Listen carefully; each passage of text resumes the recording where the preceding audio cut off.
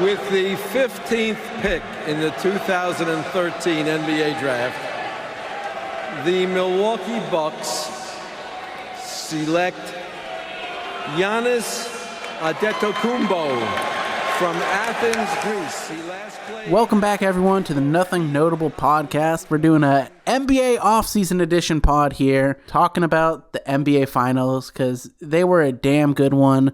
The Milwaukee Bucks took down the Phoenix Suns in 6 games. Truly an incredible legacy-defining performance for Giannis Antetokounmpo. Give me your thoughts on that, Danny boy. Well, before I go big picture, I just want to say, like a sincere and heartfelt congratulations to the Bucks and to their fans. 100%.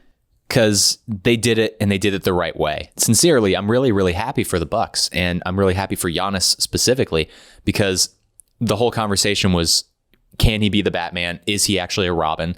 And we engaged in that conversation before on this podcast also. I think we both thought he was a Batman, but he needed more than a Robin. And everything about this team is really fun. And so coming into the finals, I got swept up in the Chris Paul Phoenix Suns aspect of it, because that was such a strong narrative. They were really building that up. Then Chris Paul has some injury issues. The Suns kind of implode a little bit. Things don't work out the way that they're supposed to. And then the series flips. After 2 games, it's 2-0 Phoenix. And then the Bucks come back and Giannis just goes elite and gets even better every single game, making some of the most athletic highlight reel blocks and shots and dunks and posters that you've ever seen in the NBA Finals. And then by the end of the series, I would say by game 5, I was so fully in on the Bucks. I did a complete reversal where I was all Suns, and then I went all Bucks. And that was what was cool about this finals too, was I really liked both teams, and I would have been really happy with the outcome either way.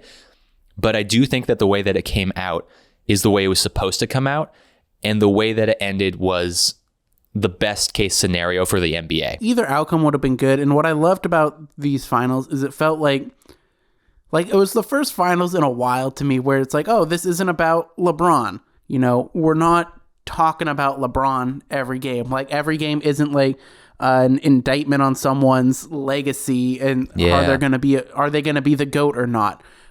Obviously it was important legacy moments for the guys involved, for Giannis and CP3 and Devin Booker and future Hall of Famer James Christian Middleton. It was tangentially off that. My research has shown that on pretty much every single finals winning team in the last 50 years, there have been 2 Hall of Fame players on it. So the Bucks might have 3, because Drew Holiday might get into the Hall of Fame too. You don't know. Excuse me, 4. Bobby Portis. Bobby Portis. Speaking of Bobby Portis, though, who would have thought Bobby Portis would be making a big impact in the finals? Me. I would have thought so. And here's the thing. Okay. How do I gather my thoughts here? I play a lot of daily fantasy basketball, right? Mm-hmm. I have an addiction. So what also comes with that is I enjoy watching basketball games of the people who I'm playing. Yeah. Anytime Giannis was out, we all knew, we're okay, we got to play Bobby Portis tonight because the dude's going to feast. Yeah. And I think the bigger point of this is if you watch basketball, you learn more about it than if you just watch what the media tells you about, which is a stupid thing to say, because of course you're going to learn more if you use your own eyes. Bobby Portis is a G. Little Rock Jordan, as I now call him. Little Rock Jordan. Hell yeah. Little Rock Jordan. That moment of him laughing in CP3's face as CP is acting like a petulant child is hilarious to me. I love it. Yeah, one of the highlights of the finals for sure. And you make a good point about how these finals were not about denigrating some other player's legacy. It was an all positive finals. Mm-hmm. I had nothing bad to say about anybody. Chris Paul does rub me the wrong way sometimes, but even he, at this point in his career, I'm here for. I'm happy for him to have the kind of success that he's having. But I liked everybody on this team. And so I was just instead of what happens if LeBron loses another finals, how does that affect his legacy? It's what happens if Giannis wins one? Mm-hmm. What happens if Chris Paul wins one? What happens if Devin Booker wins one? Does he become a super duper star now? And so it's all really positive outcomes. And there's not really negative outcomes. Like Chris Paul, maybe this was his last chance, but we'll see. Phoenix will be back in the mix. The West is going to be tough next year, but it's not the same kind of negativity with the losing team. It's like, hey, we had two really good teams come to the finals, compete, go 6 games. Everybody kind of leaves a winner, even though they didn't ultimately achieve their goal. It was like a real success story for both teams. Yeah, and I want to talk about Chris Paul really quick, and then let's shift over to the man of the hour, Giannis. Chris Paul didn't play his best basketball in the finals. It appeared that he was banged up still. Not an excuse, because I feel like at this point in the year, most people are banged up. I mean, Giannis's leg snapped in half 3 weeks ago. Yeah. But I think the interesting question is what's next for Chris Paul. Obviously, he's not going to retire. He stated that already. But he has a player option that he's expected to decline. And the reports are he's looking for something around a 3-year, $100 million contract, which I feel like someone somewhere will give him that. Yeah. My bigger question is, do you think Phoenix will give him that? Because I don't know.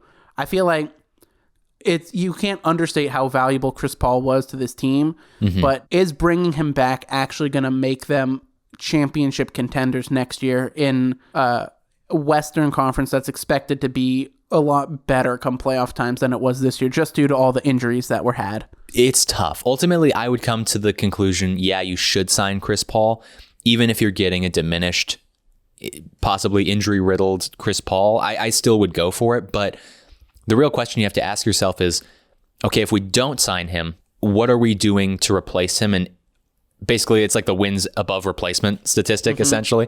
It's like, who are we bringing in to play this position, and do we actually get better? I don't know. I mean, maybe they make a move for like Colin Sexton, and then he has like a big year or something, or you get Kyle Lowry, but Kyle Lowry's looking for a contract, So like, I don't know. I don't think that there's like, I think anybody that's going to put the kind of production out there that Chris Paul does is going to demand a pretty big contract. So you're going to end up spending that money anyway. Right. So I think you might as well just go with Chris Paul, because even when he's not on the floor, like when he missed some time in the playoffs, his presence was felt immediately after they won a game.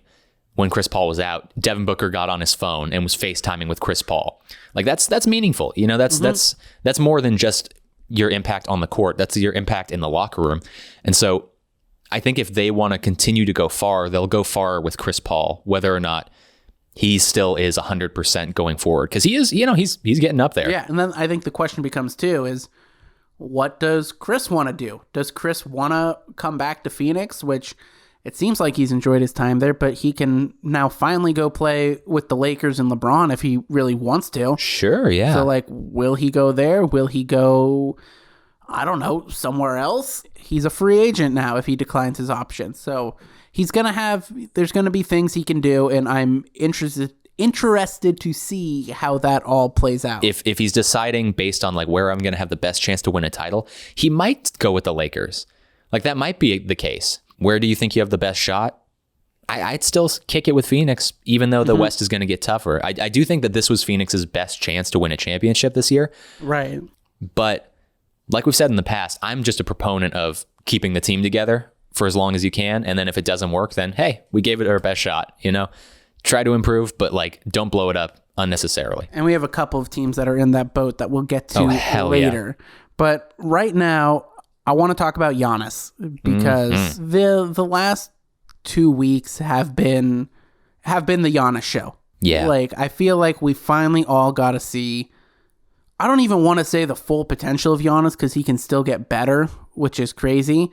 But like, to use one of our favorite quotes, like, he was who we thought he was. Yeah. He finally put like his regular season dominance and translated it into a big moment. And you saw him pick the team up, and just it was just such a impressive performance that he had, a legacy defining performance. I always think like the true like incredible sports legacies have those like moments that you think of, the LeBron block on Iguodala, the Jordan buzzer beater against the Jazz, things like that. Giannis gave us 3 of those moments in one series. Yeah. The block on Ayton, the Drew Holiday steal and oop on Paul.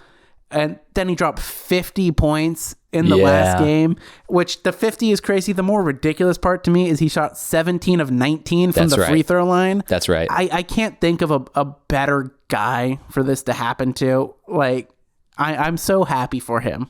It was an emotional victory, like I think everyone got swept up in the emotions because like Giannis seems to be such a genuine person and he had the opportunity to leave, but he's like a really thoughtful, really smart, really nice guy who seems to have the right priorities. And so it's hard to not be swept up in the emotions of that. And as soon as they win, he just darts it through the crowd and it's like, oh, who's he going to? Who's he going to? And then he goes and sees his family and then sits down on the chair and he's crying and just all of it was like iconic. And it was a very emotional victory. And so again, I'm super happy for Giannis and I'm so happy that he was able to do what like we kind of have been asking for from a lot of the bigs in the NBA. Like we talked about this last time, but like Karl Anthony Towns has a reluctance to play the 5. Giannis kind of had a reluctance to play the 5. A lot of these like super dominant athletic big guys have a reluctance to play the 5 because like they just grow up shooting now. Everyone grows up shooting. And so like everyone wants to be the game-winning buzzer beater guy. Nobody wants to have the like game-winning dunk, Yeah. But Giannis in this finals decided I'm going to go bully ball because that's what I actually can do well. Like I literally am a center. Like I am that guy. And so he went full on at DeAndre Ayton, who we love. We love DeAndre Ayton on this podcast. And DeAndre Ayton was no match. He was no match. No one is for the speed and athleticism and strength of Giannis. Every time Giannis would have the ball in his hands and DeAndre Ayton was in front of him, I was like, oh shit, he's going to go straight at his chest. And he did. And like every single time he either got fouled or he got a bucket. And what's like you said, what's so impressive is the free throw shooting. Cause like he's not a particularly good free throw shooter, but he willed himself to 17 of 19 in this last game, which was just unbelievable. Everything that he did, he was gassed. He was flying on the court. There were like 14 block attempts where he was like just an inch away on like a full court chase down block. He was going like so hard. I think he had 5 blocks total that game, but then he also had like another 3 that didn't count just because they were goaltendings. And then you add in those other ones that he was so close to getting. Like, right. I think he might be, I don't want to say the greatest defensive player ever, but he might be the greatest defensive player ever. Like, I think the things you can do with him on the court are his defensive arsenal. I think is greater than that of almost anyone else who's ever played the game. It's like when I say Patrick Mahomes is the greatest quarterback of all time. It's like obviously not yet. Like of course not. Yeah. But like the tools are there, and so like I definitely feel that with Giannis's defense. Like because I mean I'm not gonna shit on Rudy Gobert because I like Rudy Gobert, but like Rudy Gobert is a multi-time defensive player of the year. But his skill set is so limited to like his position and like his Rudy does his one thing and does it at like the highest possible level. Right. Giannis does everything and he does it at the highest possible level. Yeah. The chase down blocks are just one thing. Like that's the highlight reel stuff. But like it's been talked to death, but like the DeAndre Ayton block is the pinnacle, the peak of athleticism because in order to, he takes one step and on that step jumps up what seems like 50 feet to block DeAndre Ayton on that shot. It's unbelievable what he's able to do. Like he was the only person in the world who could make that play. Exactly. Outside of maybe Anthony Davis. Like if Anthony Davis is fresh, which doesn't happen anymore. But if he's not wearing street clothes. Yeah.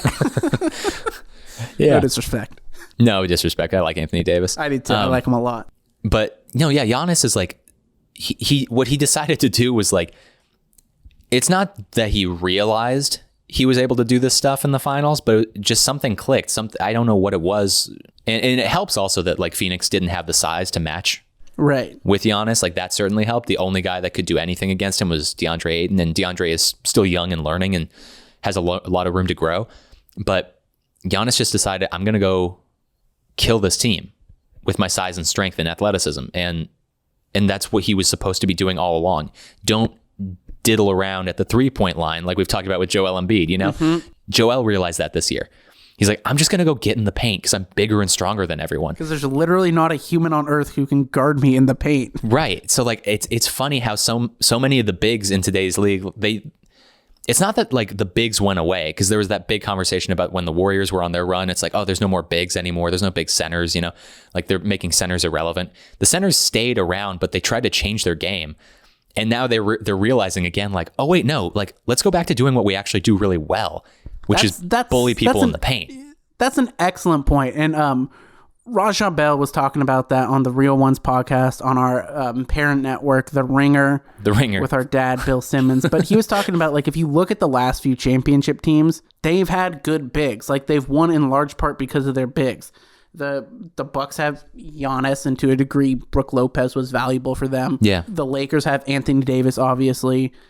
The Raptors had Gasol and Ibaka. Yeah. The Warriors even got like big contributions from guys like, JaVale McGee, Andrew Bogut before that. Yeah. The Cavs, Tristan Thompson was very important for them. Kevin Love. Like, people think that you just, like, the only way you can win now is on the perimeter and with 3-point shooting. And that's very important. But also the Bucks shot terribly from 3 in this series. They shot like, I think it was like 29% or something like that as a team.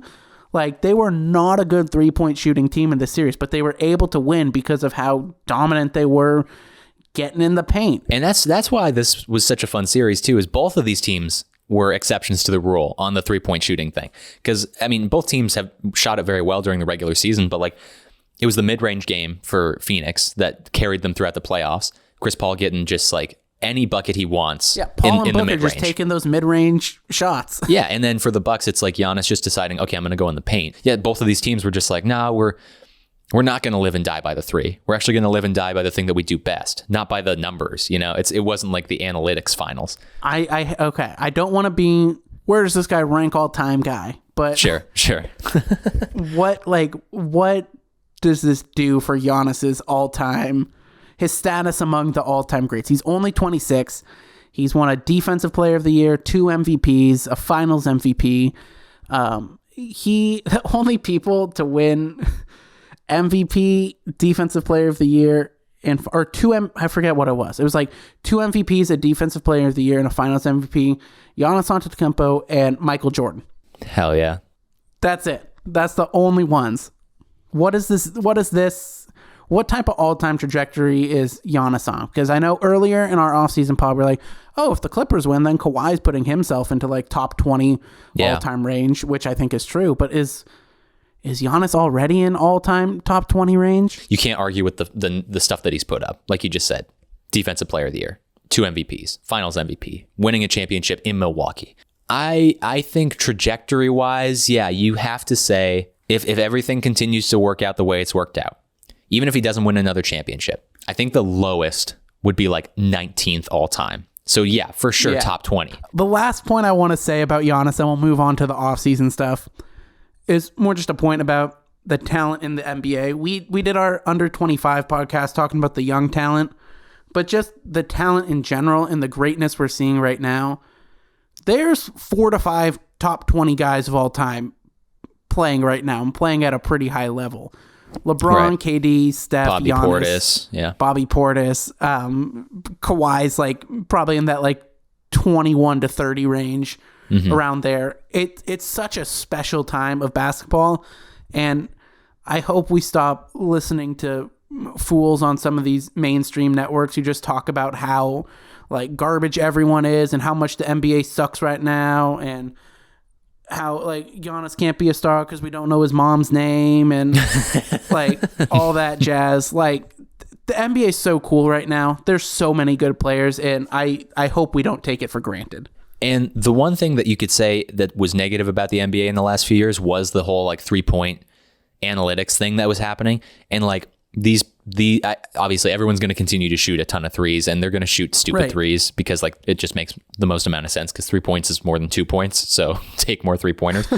But like, I do feel like we're coming back down from that curve, that uptick. Right. I think the playoff basketball was different.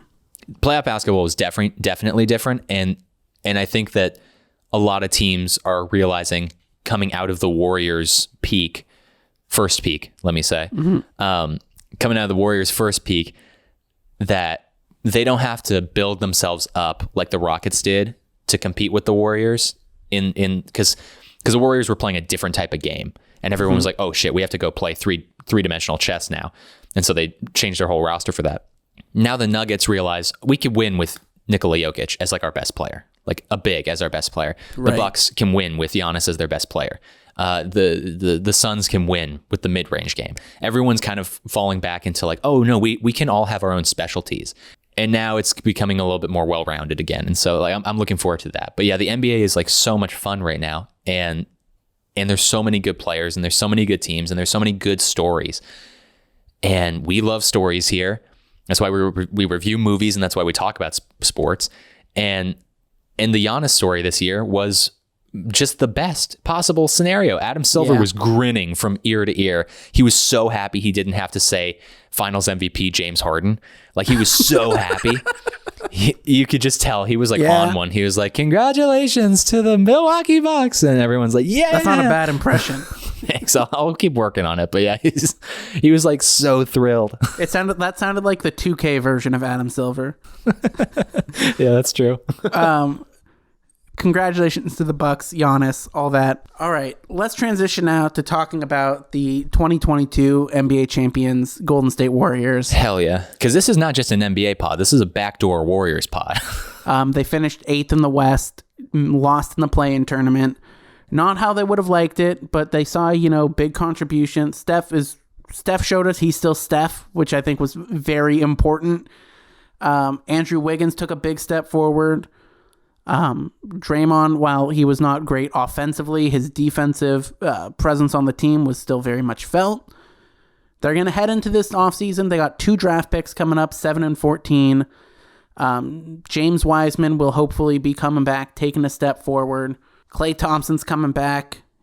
We don't know what percent good he's going to be. Is he going to be 83%, 87%? Give me some talk about the Warriors to me for a little bit. What's encouraging for me is actually how well Chris Paul played and how healthy he was this year, because the smaller NBA point guard has always been a big question mark because of the injury concerns, because they get banged up so much, and then they just physically taking that kind of toll. It's like running backs in the NFL. It's like you're going to get beat up, and you're going to flame out by the time you're 30, 31. So Chris Paul and Steph Curry both having great years this year was really encouraging. So I feel like Steph can actually play, because of his style of game, he can play until he's 38 and still be at a very high level of basketball. So the window is still as long as we want it to be. You're not worried about the timeline? I'm not worried about James Wiseman lining up with Stephen Curry's timeline. That's the dumbest take. No, but so I'm encouraged about that. So, and I feel the same way about Klay Thompson. His defense might be a little bit diminished because of the injuries, because he just won't have the same lateral quickness and side to side quickness. But as a shooter, he's never going to not hit 40%. He's never going to not be a knockdown 3-point shooter. So we come back, we reload, we have a healthy Klay, we have a healthy Steph, we have a healthy Wiseman, who we both love. We have Andrew Wiggins, who clearly improved as a player, and yet everyone still clowns on his ass. Even our father, Bill Simmons. Let's do the Wiggins thing really quick. Okay, let's do the Wiggins thing. Wiggins is hella good. He's very good. Yeah, he's very good, and he's still very young. And what's awesome about Wiggins is he is the perfect number 3. Not 3 as in the wing, but number 3 as in your third option. Because he doesn't have that thing inside of him that's driving him to become Michael Jordan. He's not going to fight with teammates because he loves basketball so much, he just goes out there and he just is water. He's like Bruce Lee, just be water, and he can fluctuate and mold and adjust to whatever you need him to be. But the one consistent thing that he does so well is play defense. And this year he was right on the edge of being second team all defense, which basically means he was one of the best defensive players at his position. One of the best 20 defensive players in the league this year, something like that.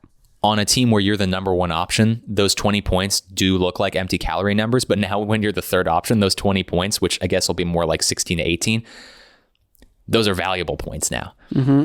Andrew Wiggins is a huge, huge add. We were able to win a championship with Harrison Barnes.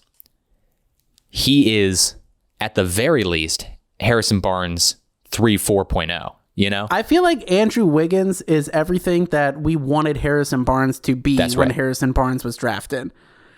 And it's my big thing with a lot of sports, whether you're talking about football or basketball, is progression isn't linear. Like, I feel like as fans, we expect, okay, year 1, this player does this. In year 2, they get a little better. In year 3, they're a little bit better than that. In year 4, and they keep getting better and better. That doesn't happen. That's not how it works. Andrew Wiggins was in a poor developmental organization for the first 5-6 years of his career. He came to the Warriors, who are a fairly good developmental organization, gave him some structure, got him around some like good elite veteran players, and what do you know? He took a jump and got better. So can Andrew Wiggins get a little bit better than he was last year? Yeah, of course he can. That would be great for the Warriors. That's all they need from him. And that's my big issue with a lot of these trade proposals that they have. Yeah. Where they're, because you're going to have to include Wiggins in any of these trades just to make the salaries work. And I understand his contract is not great. Like, he's getting paid max money, and he's not really a max guy. I get that. But when you're trading Andrew Wiggins 7 and 14 or 7 and Wiseman for Pascal Siakam, who I think Siakam's good, but is he 7 and Wiseman better than Andrew Wiggins? I don't think so. No. Most of these trade scenarios, you have to blow up the team in order to get a questionable star, not even a superstar, but just like a questionable star. I don't see one guy that improves the team over 3 or 4 guys, if that makes sense. Like, keeping those 3 or 4 guys is better than getting one guy who is slightly better than all of them in one. Right. I'm like, the only guy out there who I think, and this person isn't even someone who's available, but who like could make might not be available. Like Paul George, I think, is probably like the only somewhat movable guy who would like actually make them better if you give up that trade package. Because as much as I love Dame, and I think it'd be cool to see Dame on the Warriors, you're really like mortgaging your whole future to get Dame so you can have a team of mid-30-year-olds, which I just don't think is best practices.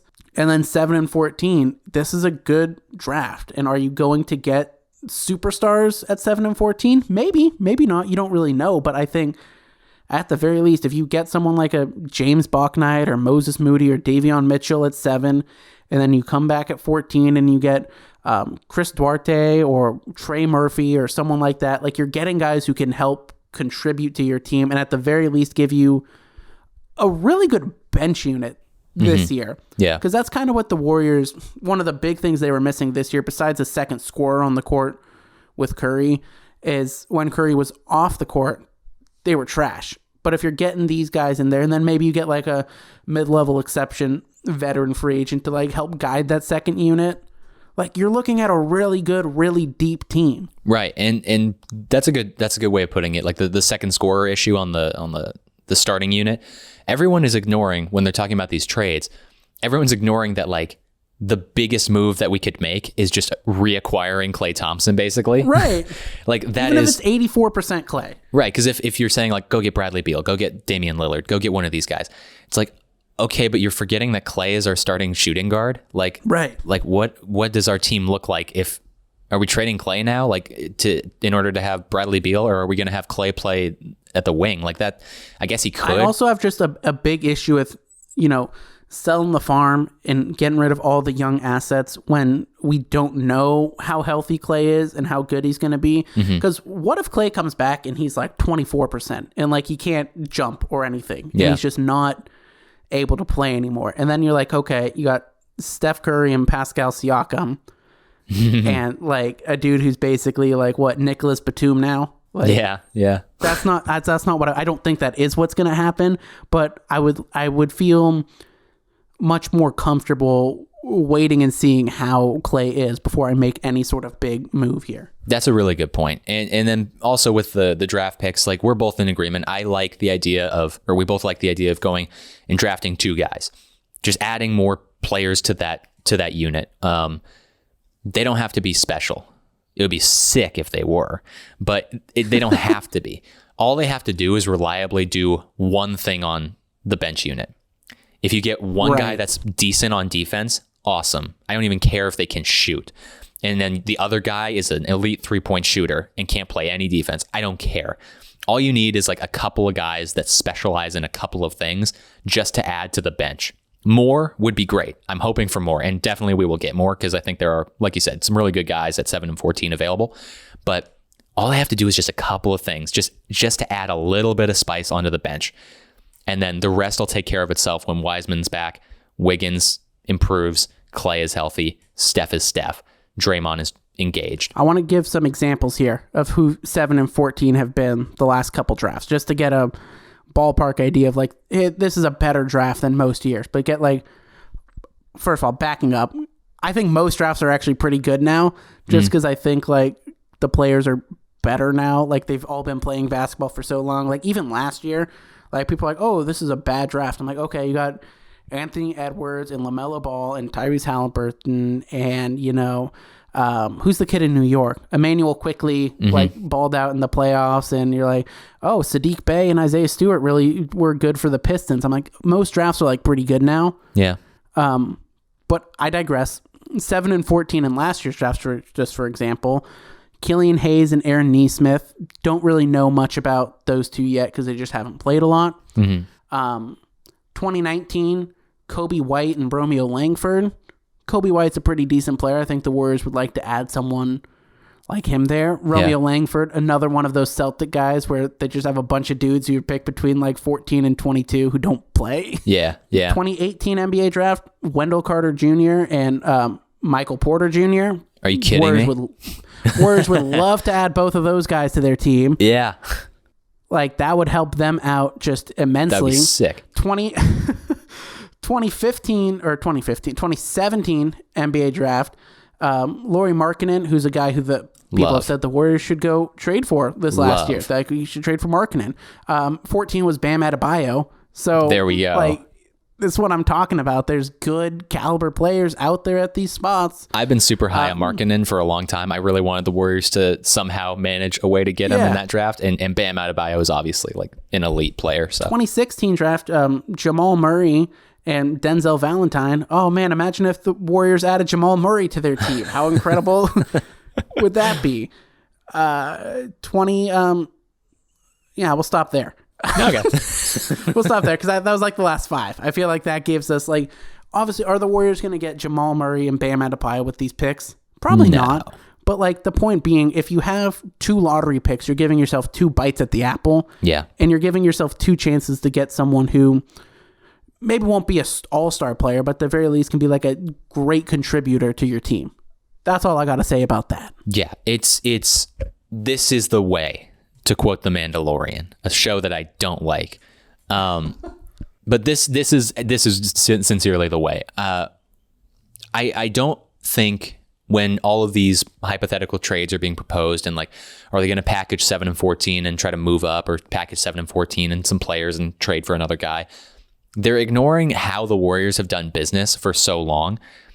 And obviously at any point, any organization can change their methods and go and like make a weird move. Trading for D'Angelo Russell was objectively a weird thing to do. It was weird. It had to happen, obviously, because of the Kevin Durant situation. Like, that's just what we were able to get. And then it ended up working out, and we ended up getting the guy that we really did want and actually made sense within like what the Warriors have been doing. Because like you said... And the 7th pick in the draft. Right. We fleeced him. We fleeced him hard.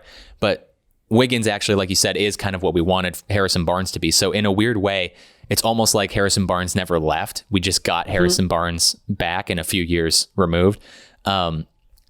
So we're kind of ignoring with all these hypothetical trades how the Warriors conduct themselves and how they do business. And like, we won championships because we drafted Stephen Curry, Draymond Green, Klay Thompson, Harrison Barnes. We drafted a bunch of these guys. And, as much as we kind of joke about Festus Ezeli and his struggles in the finals that one year, like, he was actually like very helpful for a number of years. And like, so there's a number of guys that we've drafted that like are really successful. Jordan Poole just recently it was great. He's going to be, I said it to you last night, I'm like, he's on my short list for 6 man of the year guys this upcoming year. That's right. And just developing guys like Nico Mannion, who's going to be a very contributing or a high contributor. Solid backup point guard. Yeah, a very good backup point guard. We got guys like Juan Toscano Anderson, who's just a fucking dog. And I love that Love guy. him. Can't wait to Love get a him. Juan Toscano-Anderson jersey. Yeah. So like we develop players, like we do. We've forgotten that we do because we've had 3 elite players for a number of years, but like we develop players. We're going to develop Wiseman. We're going to take these 2 picks and we're going to take 2 guys and we're going to develop them. You win championships with your farm system. You know, you grow these guys up and then you win. Yeah, you need the Cam Johnsons and the Mikal Bridges and Right. those type of guys to make an impact on your team. Right. You could go out and get a good ass tractor, but the soil's got to be good. You know, the soil's got to be good to begin with. Hell yeah. I think that's a good point to end our Warriors talk on. Just fucking tractors. Wonderful. All right. Let's shift away from our little Warriors bubble here to go to the rest of the NBA because there's some interesting stuff going on here. We got a lot of teams who are kind of, we don't really know what's next for them. I think the NBA, I mentioned it in our other, our pre-playoff pod that we did, but the NBA is really compact right now in terms of like the skill gap between teams. Yeah. So it leaves like a lot of teams kind of in no man land of like, we don't really know what they're going to do. So what are some teams that like you're interested to see what happens with them this offseason? I mean, for a lot of teams, it's just like one move that I'm curious to see where they go. Like where is their head at on what they think that one move is? Dallas is a team that I'm particularly interested in. What can they do if they can do anything? Because like we know Porzingis is not the guy to pair with Luka. So like I can they figure out a way to manufacture something? Can they go get a steal in free agency, or can they make a trade? Can they develop time travel and go back in time to when they traded Seth Curry? Like can you not do that? So that's a team that I'm looking at where like they have their Giannis, you know, they have Luka Doncic, they have the best player in the league potentially. So I'm curious what their move is, and most of the teams that we'll talk about I think are kind of in that same ballpark. There's also a number of teams that like are just in the twilight zone right now. Yep. Particularly the Portland Trailblazers, which I think we could spend some time on them if you want to go ahead. Right. Let's go to the Portland Trailblazers. Yeah, man, they're in this tough spot here. Dame did not request a trade. He had an interview recently with, I forget who, but like he didn't request a trade, but it was like kind of heavily hinted at that like if things don't change in the next year, like he will want to trade. Which puts Portland in a tough spot because I don't know what they can do this year to like get like significantly better. So then I think like they could trade CJ McCollum, but like for what? Right. Like I don't like people have said, oh, trade CJ McCollum for Ben Simmons, and I'm like, yeah, that makes them better defensively, which was their biggest flaw. But they also their second biggest flaw was that they need someone other than Dame to help them score points, and Ben Simmons isn't going to do that. So yeah, I don't. Now I think the Sixers would love to trade Ben Simmons for CJ McCollum. They'd be CJ's thrilled. like exactly what they need. But I guess my question here is it almost worth them just to like rip the Band-Aid off and trade Dame now? Because it kind of seems like that's where we're inevitably heading, and that's always a tough situation because they will probably never get another Dame Lillard. Yeah. Like, they will probably, like quite literally never get a player as good as him in their whole franchise history. So they're in a tough spot. What do you think about them? I agree. I don't think that there is much that they can do at this point. They've been on this track. They've been on this path, you know. I'm thinking, I think I quoted No Country for Old Men on our last NBA pod, but like, when Anton Chigurh is talking about the quarter that he's doing the quarter bit with, he's like, this has been in my pocket and it's been traveling here for 27 years to get to this moment. That's the Trailblazers. They've been traveling to get to this moment. And it kind of has felt inevitable, honestly, now in hindsight, in hindsight and looking back retrospectively. Like, looking back, it's like we knew like 5 years ago that they were, if they kept going on the path that they were going, like this was, there was nothing else for them. For real, like ever since they got swept by the Warriors in the Western Conference Finals, where they had like a double-digit lead at half in every single game and then couldn't win a single one of them. Like Classic. It kind of felt like this was going to happen eventually. Yeah, it just felt like, I don't know, like this team is not destined for greater things. Like they're just a good team and they're going to be entertaining and they're going to be fun and let's keep giving it a try. But like, I just don't think it's going to happen. It feels destined. I don't think you should rip the Band-Aid off and trade Damian Lillard. You might want to rip the Band-Aid off and trade CJ McCollum and just see what happens. I don't know. I'm not crazy about the Ben Simmons trade, but like if you could find another trade, like why not go for it? But the one thing that you can always fall back on, like Dame might request a trade, but you can always fall back on the fact that you could pay him more money than anyone else. Yeah, because he's been with the team for longer. Think about being the GM that trades Damian Lillard. Well, their GM's horrible. Neil O'Shea, he's a clown. Not great. But like, you're fired. It's over. You've just lost your job. So like, unless the counterpoint is if they do poorly again this year, he's getting fired anyways. That's true. And maybe there's a Hail Mary shot that if they're like, okay, let's go full rebuild, but okay, we'll give you 3 more years to figure out this rebuild. So that's the other side of the coin there. Which they don't know what's going to happen. They're fucked. Like, let me trade him. Give me a couple more years. I bet you I'll build something with Ben Simmons. Like Ben Simmons was the centerpiece of our new championship team. Maybe that's the case. Yeah. The argument for trading him now is like, you'll never have a time where he is more valuable probably. So he just turned 31.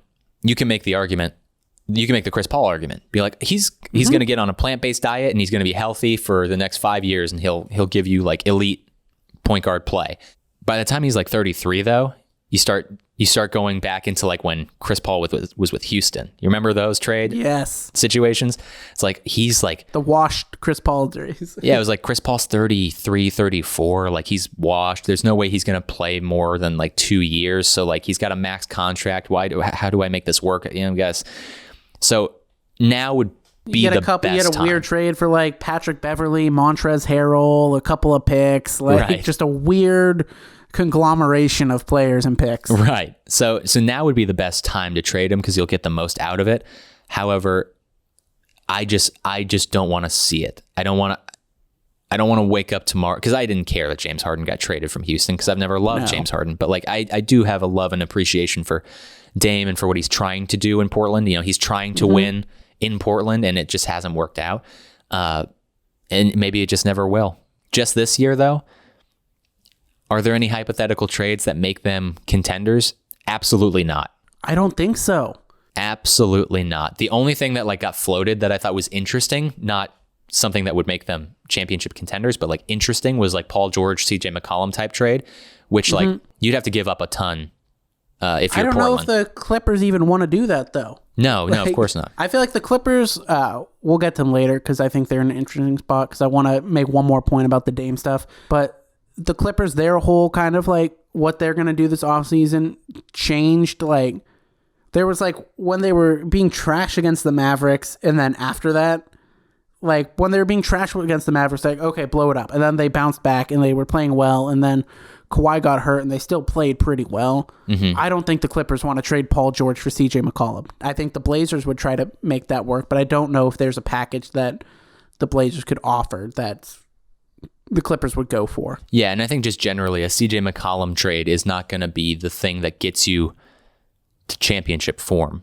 Because like CJ McCollum doesn't get you the guy that helps you. You know, if Dame is your Michael Jordan, then there's not a trade where CJ gets you a Scottie Pippen, you know, maybe a Dennis Rodman, maybe if you throw on like a bunch of picks as well and like a couple other players. And I like CJ. I think CJ's a good player. I just don't. That combination I think has reached its end. Here is my Blazers trade. All right. In this scenario, they're just blowing the whole thing up. They're trading Dame and CJ. Yeah. We got a big three-team trade here. Knicks, Blazers, and Heat get together. The Knicks get CJ McCollum, Robert Covington, and Kendrick Nunn from the Heat. The Heat get Dame, and the Blazers get Tyler Hero, KZ Okapala, Obi Toppin, Precious Achiuwa, and then however many picks they want, including the 2 picks that the Knicks have this year. I think in this one there was like 9 picks and pick swaps in there. that's why the Blazers are just blowing the whole thing up. They're completely hitting reset here.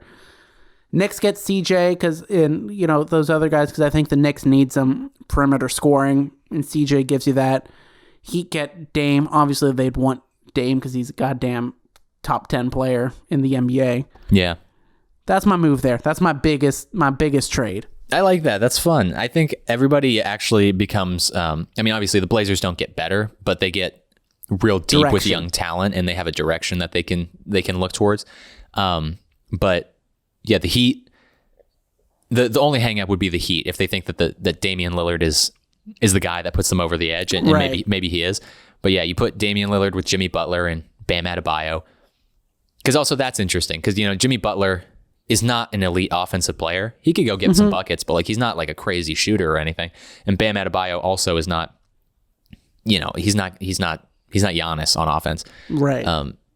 So you add an elite offensive player like Damian Lillard, and now all of a sudden Jimmy Butler and Bam Adebayo being super elite defensive guys is a recipe for something that could be really interesting. And then for the Knicks, getting CJ McCollum, Tibbs would really appreciate that. And then the Blazers get a ton of young guys. So they just get assets. They're just, they'll probably end up in another trade if this happened, trading Nurkic to someone else for like some sort of protected pick or whatever. But yeah. I like that trade. I think that's an interesting trade. The next team I want to talk about here, the 76ers. In a very weird way, they find themselves in the same place they did last offseason. Yeah. Where they're like, oh, this isn't going to work. And this year, we both liked them this year. Yeah. And we were both like, oh, maybe this thing is going to work. And then we got into the playoffs, and Ben Simmons just literally disappeared and was a negative on offense. Like, it's not even like there's some players who they're like, kind of like a neutral player on offense, but their defense is so good that it makes it worth it. Yeah. He was like actively hindering the team on offense. I don't know what they do. I think they kind of have to trade Ben Simmons, but the problem is that they're not rebuilding, right? No. So you're not like trading Ben Simmons for draft picks or something. You're going to need to get some sort of assets in return. And the question is, which teams would actually want to give up like assets that help you win now for Ben Simmons? I don't know. Nobody knows. The one thing I want to say about Ben Simmons and Joel Embiid is the process was again, speaking of like things that were destined to fail, I think the process was destined to fail in a way because it was a race to the top between these two guys, and whoever got there first was going to win. Whoever got there second was going to lose. Because like, it really didn't ever make sense, the two of them together. Like a lot of the guys that they were drafting were, you look at like Okafor and Embiid and they just Ben kept Simmons. drafting centers. They kept drafting big guys, and they kept just saying like, okay, one of them is going to work out, and then that centers guy's going to be our guys who guy. couldn't shoot, like Ben Simmons and Markelle Fultz. Like, yeah, fundamentally, process basketball makes sense. Like you tank and then you get really good players, but like in an ideal version of the process, you get guys that are different from each other. You work together as a team, right? You end up with like Jason Tatum, and instead of Markelle Fultz. But did someone say Jason Tatum? Someone said ears are perked up. So yeah, I think that the best thing to do would be to trade Ben Simmons. It's funny that last year Ben Simmons was the centerpiece of a potential James Harden trade, right? And now it's like, I don't know what you get for Ben Simmons. You get a CJ McCollum, or you get like Andrew Wiggins or something like that. I'll tell you what you get for Ben Simmons. Because I got a Ben Simmons trade here for you. Give it to me. Live on the podcast. This one all depends. I don't know. I don't know if the frickin' if Clutch and Simmons team would let him go to Cleveland. But I have Philly sending Ben Simmons to Cleveland for Colin Sexton and Kevin Love. Mm-hmm. I've heard a lot of Colin Sexton rumors, and I'm really into all of them. Yeah. I don't know how I feel about Colin Sexton because I don't watch a lot of Cleveland basketball, but like, I think I like him a lot. I'm like, sometimes like, I'm like, I think this guy could be really good if you put him on a team that wasn't Cleveland. Yeah. I just color me blue and call me a baby or something. I don't know. No, but I'm interested in Colin Sexton. I think like Colin Sexton to the Knicks or Colin Sexton to Philly.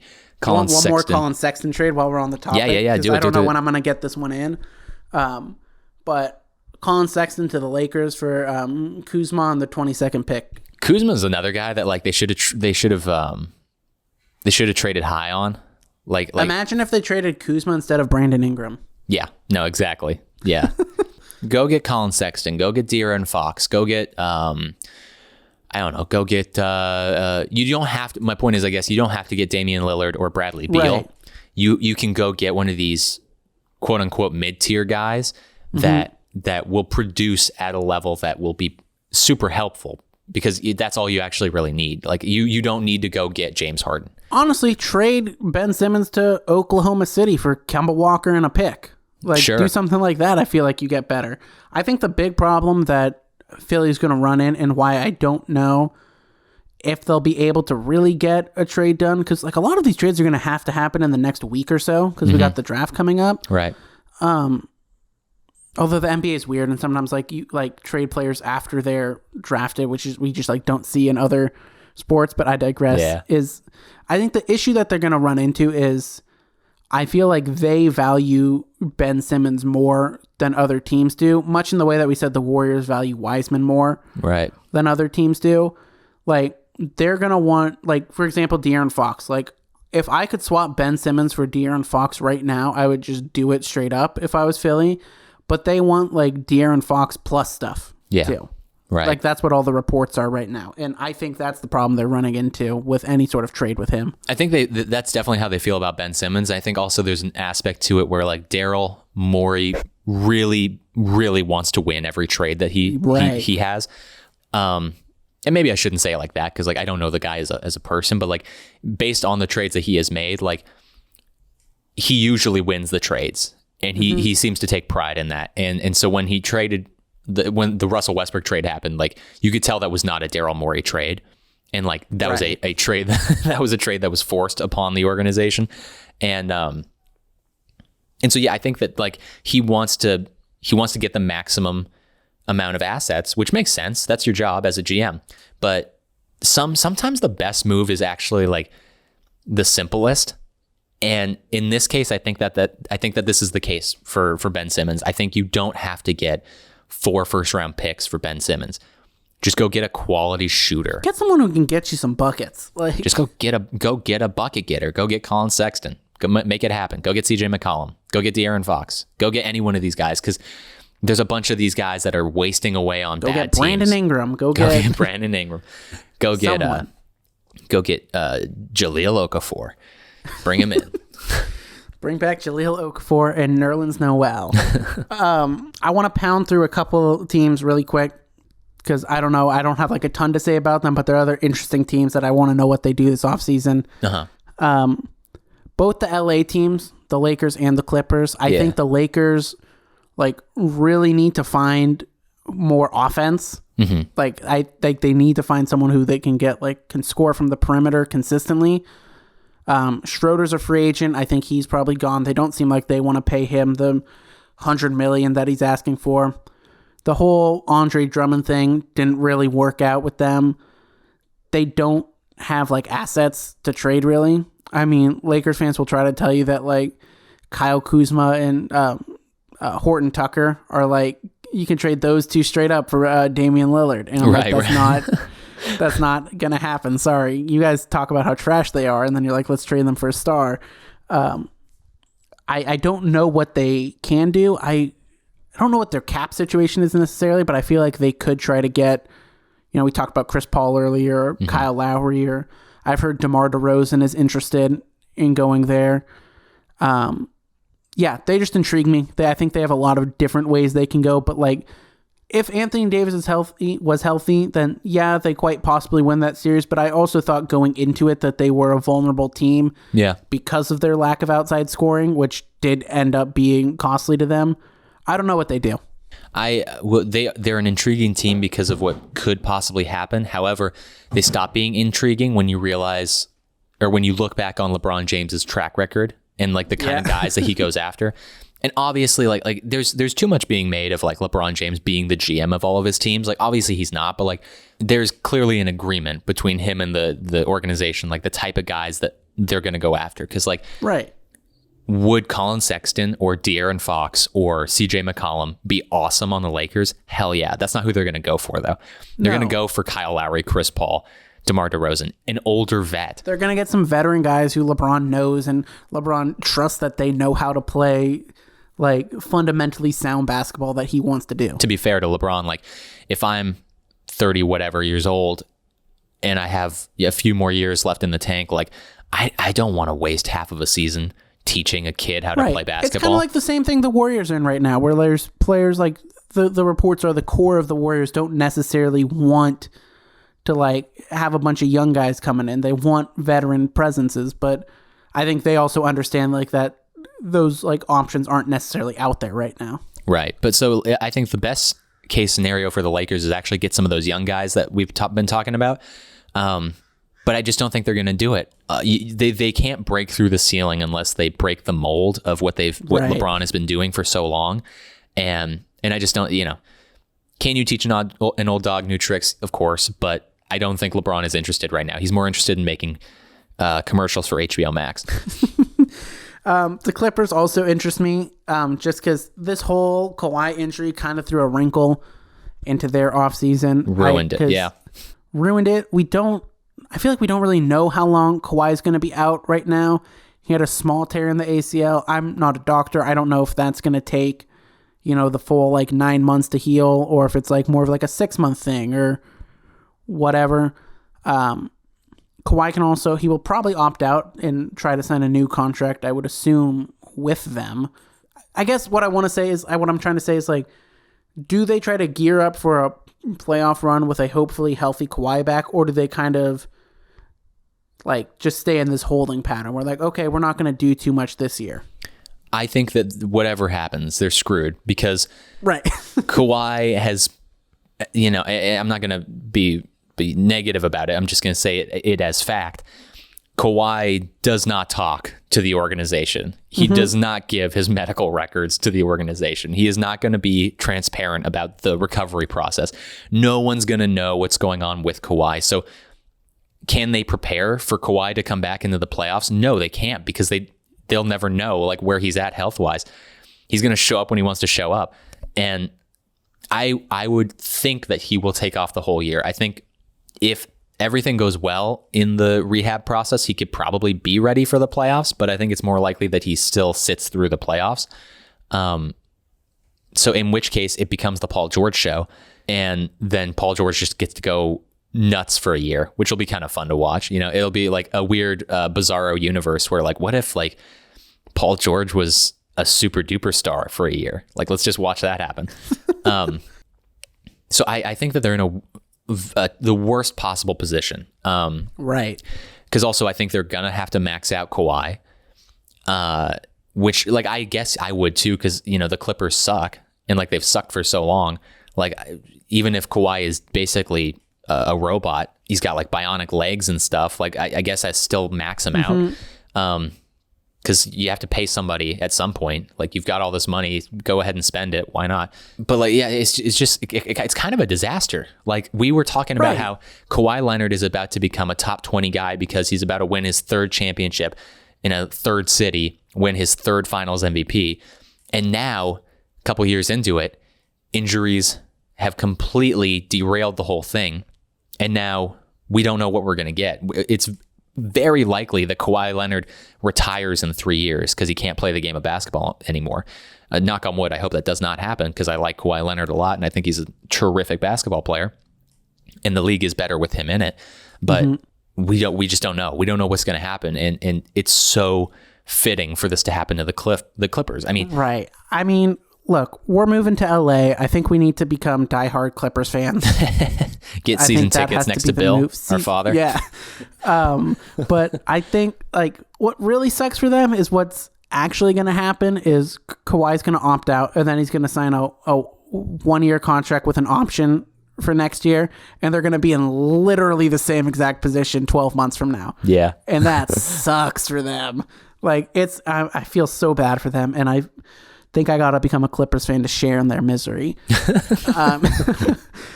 The other team, I got two more teams I want to talk about here. We're going long. But another one of my teams I'm a diehard fan of, the Boston Celtics. Yeah. They're a team to me where I'm like, there's just between Jason Tatum and Jaylen Brown, two of my favorite players. I'm like, there's too much talent here. Yeah. For them to like not be a team that's getting to like conference finals and stuff. But they're another one of these teams where it's like, I don't know what they do from here. They traded Kemba and got Al Horford, which was a weird trade. I guess they wanted to move off the Kemba contract for Al Horford, and that's fine. I get it. It's not necessarily a trade I would have done, but I don't know what they do either. They're another one of the teams where they're never able to trade for superstars since the Garnett and Ray Allen trades. Like, they've been apparently in the mix for all these guys, but no one wants to go there. So I don't know. I don't know what's going on with them. You can officially count out any player that is signed by Clutch, because like, right, Anthony Davis legitimately was not allowed to go to Boston. Yep. Did not want to go to Boston and was not allowed to go to Boston. There was no way that he wasn't going to LA. So it is a real problem with like their ability to get stars. So they're banking on Jason Tatum takes another leap, which I suspect will be the case. MVP caliber player. Jaylen Brown has a full healthy season where he is an elite two-way guy. And then you just try to bolster up that bench and get key contributions from some good guys. Al Horford's a good player. He's older, but like he's a good player. What's good about this coming year is now they have a new head coach. Brad Stevens now in the front office. They have a new coach, so you can chalk up the last few years of disappointment to the team wasn't really responding to Brad Stevens as a coach anymore. They got tired. They got burnt out. It got stale.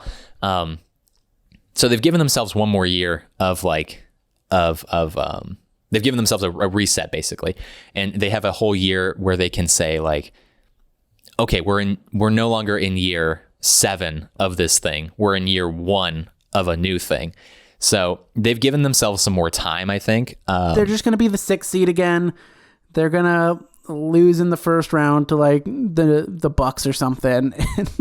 They're the, and this is a little bit disrespectful because I think the Celtics are better than this, but like they're kind of the Portland Trailblazers of the East, insofar as that like you have these two really good players in Tatum and Brown, and it's like, okay, let's see if they can do it.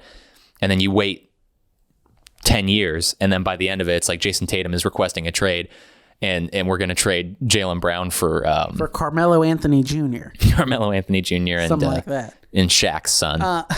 My last team here, another team that's like kind of I don't know what to think of them either. The Utah Jazz, your Utah Jazz. My Utah Jazz, yes. They're another team to me that's like, this was their best year, their best chance to win a title, I think, because the West wasn't as strong as it has been. I think Rudy Gobert got absolutely exposed in the playoffs. Yeah. He has a max contract extension kicking in now where he's going to be making just insane money. There's reports that, Donovan Mitchell might not be long for Salt Lake City. He might be wanting to get out of there in the next couple years. Mike Conley's a free agent. I imagine they'll try to bring him back. They just have they have a weird collection of guys who I think are all good. And the team played pretty well together, but they also lost to a Clippers team that didn't have Kawhi Leonard. So I feel like they recognize they probably have to do something to get better, but I don't know what they can do. This is who the Utah Jazz have always been. They've always been competitive, but never capable of actually winning it all. Closest that they came was obviously Game 6 Jordan. Like that's their finals legacy. But for like years, they made the playoffs, and that was it. They made the playoffs. They didn't compete in the playoffs. And this was a really good Jazz team. I really liked this Jazz team, and I don't necessarily believe in like timetable things. We're talking about Steph Curry and James Wiseman and all that, but like there is sort of a weird timetable thing with the Jazz where Mike Conley is such an important piece of your team, and he's significantly older than Mitchell and Gobert and some of your other guys on the team, and so like if he is such a big piece of the pie and then he regresses this year, or he's injured this year and then he's out after the contract's over. And if ever there was a New York basketball player, Donovan Mitchell is that guy. Right. Like Donovan Mitchell goes to the Knicks, confirmed. I kind of want to see him go to the Knicks, honestly. Like him and Tibbs, that'd be freaking sick. But in a lot of ways, similar to Phoenix, yeah, this was their best chance to win. And I'd like to see them ride it out for as long as they can, because I've talked about how I'm a proponent of that. Just like stick it out, see what happens. But you're straddled. You're straddled to these guys now. Right. You know, it's... And I feel like they're almost in like desperation mode because Donovan's going to be coming up soon. And, you know, we haven't seen a player turn down their like first big contract to become a free agent. But maybe Donovan's that guy. I don't know. I was trying to think, like, even like looking through, I'm like, what can they actually do to get better? And I genuinely don't know. I'm like, they could trade Rudy Gobert, I guess, but I don't think he has the like most insane trade value out there. And it's another one of those things where it's like kind of like the Sixers, where they're not going to just trade him for a bunch of picks or whatever because they're trying to win now. The best one I came up with was Rudy Gobert to Charlotte for Gordon Hayward. I'm like, that's just fun to me, I think. Bring Gordon back. But like, even that, I'm like, I don't know. I thought Gordon was good this year. I thought he was a borderline all-star before he got hurt. Yeah. But I'm like, I don't know. I don't know what they do. With Utah, though, it's like they can't get better because they were great last year. Right. They were great in the regular season. And once they got into the playoffs, this is the same thing with Ben Simmons. Like during the regular season, I was convinced that Ben Simmons was good. Mm-hmm. Like it's working. Doc figured it out, and like the Sixers have no problem. But the regular season is an entirely different sport than the playoffs. It's like a day and night difference, because like you can get through the regular season with your deficiencies. You cannot get through the playoffs with your deficiencies. So the Utah Jazz were really great in the regular season. They get to the playoffs. They're competitive. They're fiery. They're fighting. But still, at the end of the day, Rudy Gobert compromised you. Mm-hmm. Might help through the first three quarters, but once you get to the fourth quarter, it's like, what do we do with you now at this point? There's things you can do to pretty easily expose what he does well. Like there's just like schematic things you can do. Like it wasn't even like, okay, we'll just go away from Rudy. They were like going right at Rudy because just the type of player he is. It's another one thing. He and Ben Simmons are in a very similar boat, because they don't really give you anything on offense. Mm-hmm. And they're actually a negative when it comes to the fourth quarter. So it kind of just cancels out what they do on defense. And Rudy Gobert should never win another Defensive Player of the Year award ever again in his life. That's what I feel like we've all learned that from these playoffs. I'm like, okay, this guy, I don't want to be mean, but he's kind of fraudulent. Like he's good, but like he's good at this one thing, and that's about it. And when you make him do anything else, he's not good anymore. He can't be your second best player. That's the problem. Is like he can't be your second best player, and that's also the problem with Ben Simmons. Is like Ben Simmons cannot be your primary ball handler, because once you get to the fourth quarter, your primary ball handler has the ball in his hands and he can't shoot or hit free throws. So like if he gets fouled or if he is left open to take a shot, nothing's going to happen. So with Rudy, it's like he can't be your second best guy, because like Donovan can shoot the lights out, and then, you know, Rudy can go rim running and be productive in that way. But like if Donovan gets cold, what happens? You better hope that Mike Conley's not injured. You better hope that Royce O'Neal's having a good night. You better hope that Bogdanovich is having a good night. So like they're a good team, but they're a team full of like third and fourth options. Mm-hmm. And I'm not saying that if they went out and got a number two guy, like that automatically makes them championship contenders. I don't know. I don't think that there is, just the way that they're built. Like they're built to be a playoff team that doesn't really compete for a title. Mm-hmm. It's funny because, you know, a lot of the times my solutions for some of these players we've talked about in previously these podcasts is play them at the 5. I'm like, Giannis is best when he's at the 5. Anthony Davis is best when he's at the 5. I think Ben Simmons will be best as a 5. Rudy Gobert already plays the 5, and I don't. So play him at the 1. I don't know now. I don't know. Play him at the 1. Point Rudy. Wow. You have anything else you want to say before we wrap this up? Again, congratulations to the Bucks. Congratulations to the Phoenix Suns. You know, some of the playoffs were pretty weird. much like the regular season. But then by the end of injuries it, sucked. yeah, the but injuries sucked. It was overall a weird season, but we got a really nice end. And you know, like, it's like when you go to a concert, like you remember the last song like so much more than like anything that happened in the middle. Mm-hmm. As long as that last song is good, like you leave in a really great mood. And like I leave this NBA season in a really great mood because of how the finals ended. So I feel hopeful for this upcoming season, excited for this upcoming season, because I feel like so many teams are going to be better than they were last year, especially in the West. I'm looking forward to a hyper competitive season next year. Hell yeah, dog. That's all the time we have today. I'm Jack Hubert. He's Daniel Elmore. Thank you for listening. Like, comment, subscribe, all that jazz. Have a wonderful day, everyone. Have a blessed day. And we going all the way, all the way, all the way. Yeah, we going all the way. Milwaukee Bucks, and we're here to stay. Before you steps in the fires and instantly feel the fire, the Bucks got it locked like pliers.